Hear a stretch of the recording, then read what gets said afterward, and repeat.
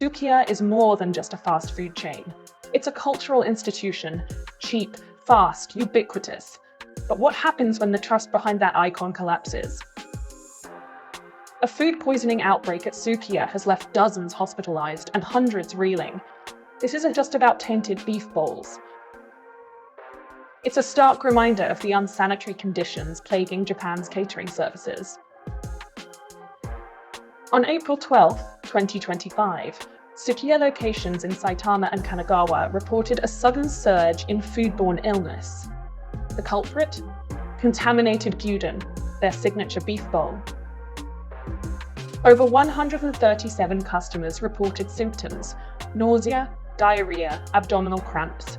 Several were hospitalized for severe dehydration and E. coli-related complications. This wasn't an isolated accident, it was a ticking time bomb, and Japan's lax food safety oversight lit the fuse. Tokyo, January 21, 2025. At a Sukiya branch in quiet Tottori Prefecture, a customer lifts a spoonful of miso soup and finds a dead rodent floating inside.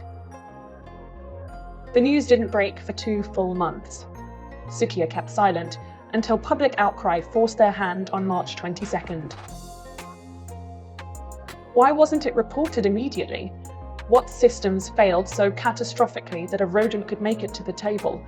When the priority is speed over scrutiny, even the unthinkable becomes possible. This wasn't just a rodent in a soup bowl, it was a dead symbol, floating in the broth of Japan's crumbling food safety standards. Despite Japan's pristine image, its food hygiene system is shockingly lax. Inspections are infrequent, fines are minimal, and many catering services operate under unsanitary conditions with little accountability. This isn't a new development. Japan reports over 10,000 food poisoning cases each year, and that's just what gets reported. Behind the spotless storefronts is a fragile system, overworked, underfunded, and built on speed and cost-cutting. Food hygiene, often the first thing sacrificed. Japan's fast food economy thrives on 3 unshakable pillars: speed, cost efficiency, minimal labor. But behind the perfectly timed gyudon and neatly packaged bentos lies a brutal truth. This system runs on exhaustion. Employees are pushed to the edge, working long shifts for minimal pay. They flip beef, manage tills, clean toilets, often in the same breath. Time to sanitize a surface properly? That's a luxury they can't afford. Miss a step in food prep? Management looks the other way, as long as the line keeps moving. Many Sukiya branches operate with skeleton crews, especially during late-night shifts. One staff member might juggle cooking, cleaning, serving, and cashier duties, all at once. The priority isn't hygiene, it's output per minute. Cost-cutting goes deeper than labor. Ingredients are stored in tight spaces, fridges get overstuffed, hand-washing stations break down and stay broken. Why?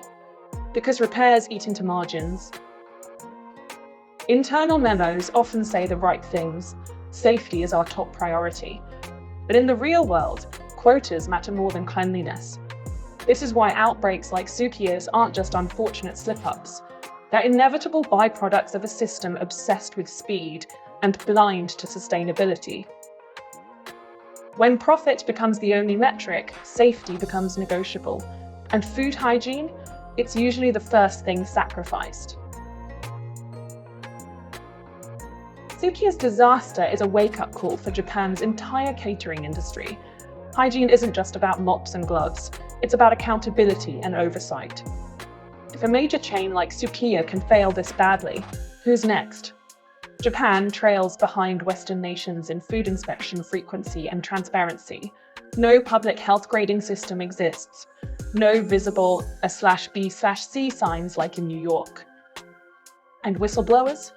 More likely to be punished than praised. When people think of Japan, they imagine precision, clean trains, neat streets, immaculate meals. But beneath the image of perfection lies a startling truth. Japan is years behind its global peers in food safety enforcement. Let's start with the United States. In cities like New York and Los Angeles, restaurant hygiene scores are made public. A simple A, B, or C sticker is posted on every restaurant window. Customers know what they're walking into. Transparency is non-negotiable. Violations can shut down businesses within hours. Whistleblowers, protected by law, in some cases even rewarded. In Singapore, the system is even stricter. Food establishments are graded by the National Environment Agency, and non-compliance leads to immediate penalties or closure. Routine surprise inspections happen multiple times a year, and all reports are published online, searchable by the public. Kitchen staff are required to attend hygiene courses, and restaurants must display their latest grade at the entrance, no exceptions. Now, compare this to Japan. There is no public grading system. Health inspections are rare, sometimes only once a year. Even severe violations are often kept quiet, hidden from customers. And when something goes wrong, the response is delayed, vague, apologetic, and largely toothless. Even South Korea, often criticized for over-regulation, has a more modern system. Korean regulators employ digital tracking to monitor food supply chains. Inspections are linked to real-time data, not manual paperwork. Food safety scandals spark immediate action, not bureaucratic hesitation. Japan's food safety approach remains outdated, reliant on trust instead of transparency. Outsourcing inspections to private firms with no enforcement power is standard practice. In short, the fox guards the henhouse. Japan isn't lacking in technology, it's lacking in will. To confront the uncomfortable, to reform, to protect.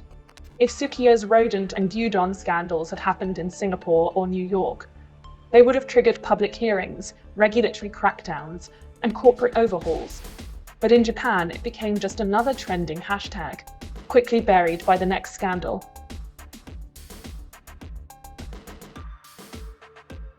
Sanitary conditions should never be compromised. Not in Japan, not anywhere.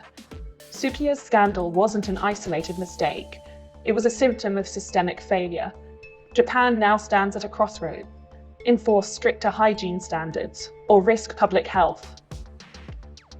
Behind every data point is a real person. There's Aiko, a university student who missed exams and lost a scholarship due to illness from unsanitary food. Her voice. My health deteriorated so fast.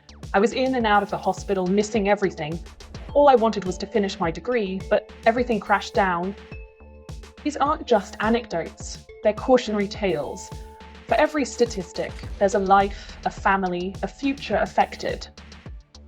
In back kitchens and corporate corridors, whistleblowers stand as silent guardians. They risk careers, sometimes safety, to expose unsanitary conditions. Hiroshi, a former Sukia employee, speaks out. I saw food handled without gloves, meat left out for hours. I raised alarms, but management told me to stay quiet or leave. Yumi, an ex-inspector, blew the whistle on unsanitary practices across chains. She faced retaliation, but her actions triggered real reforms. It wasn't easy, but ignoring it would have cost lives. I knew what I had to do. These brave voices remind us, whistleblowers aren't enemies, they're lifelines. What lies ahead for sanitary practices in catering services? The Sukiya crisis sparked change. New laws, better training, more inspections. But the road to full compliance is long. Ensuring sanitary standards will require relentless vigilance, and sustaining trust demands more than apologies. It demands proof. Still, there's hope. This scandal could become the turning point for Japan and beyond. A chance to build a safer, more transparent global food industry. Because food safety is a collective duty, from government watchdogs to kitchen hands, everyone has a role. That's all for today. Thanks for watching as always. See you next dive.